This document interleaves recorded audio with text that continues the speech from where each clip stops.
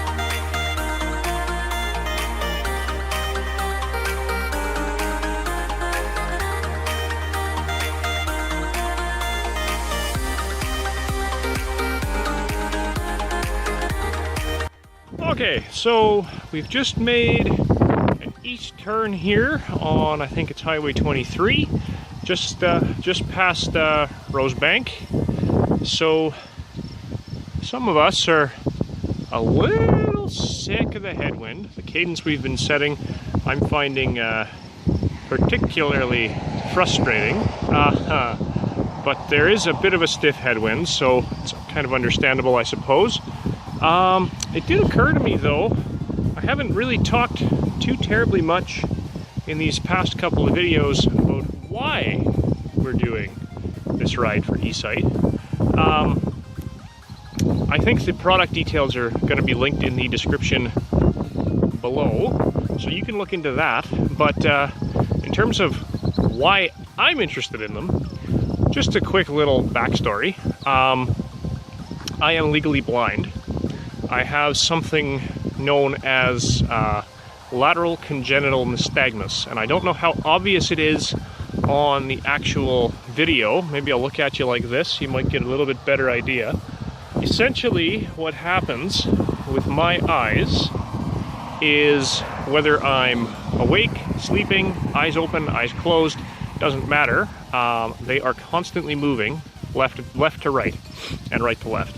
So essentially, if 20/20 is what they consider normal vision, to put it in perspective, my numbers are somewhere in the 2200 range. So I am technically classified as blind.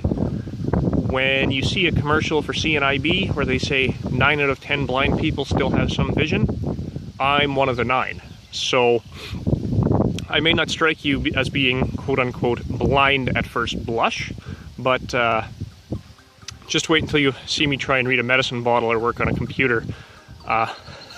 As someone recently put it, it sometimes looks like I'm trying to make out with my computer screen. So that's kind of the really short Cole's Notes version of why we're doing this trip, to raise money for this device. So yeah, I've said it before in previous videos, if you can support us, that's great. If not, I'd greatly appreciate if you could share our event and share our GoFundMe page, which are linked below. And as for today's ride, it is a little nippy out here for the end of June. So depending how we feel here in a few more miles, we will see if we shorten the loop to 60 clicks or if we do the full 90. Remains to be seen. I know I'm a little bit less than comfortable, and so is the wife, so we'll see how this goes. We will crack on. He's not wearing long pants, that's why he's cold.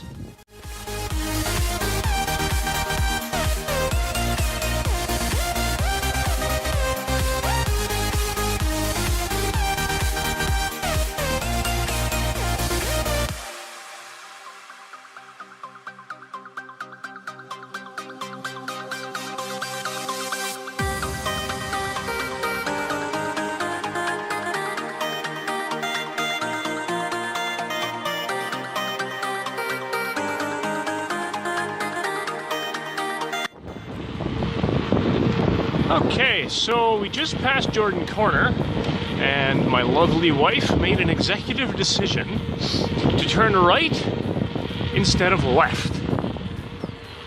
It's a little cool out here. Not enjoying that. So, probably gonna do 60 or 65 kilometers when she's all said and done. I think. Car coming, hang on.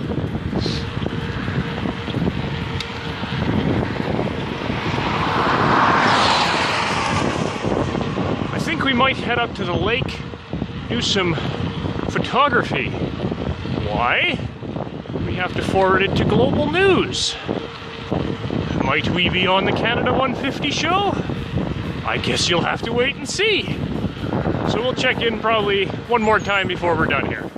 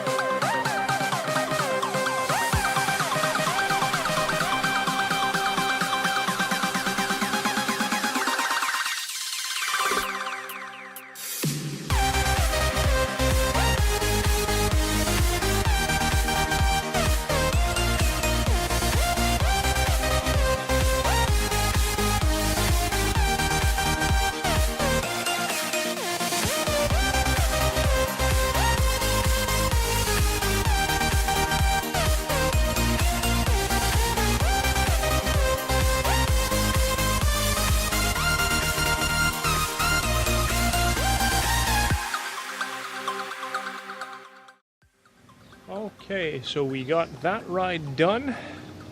I say got that ride done because it was, weather's a bit unfortunate today. Certainly cooler than we'd have liked. But we did manage to rack up about 60 kilometers.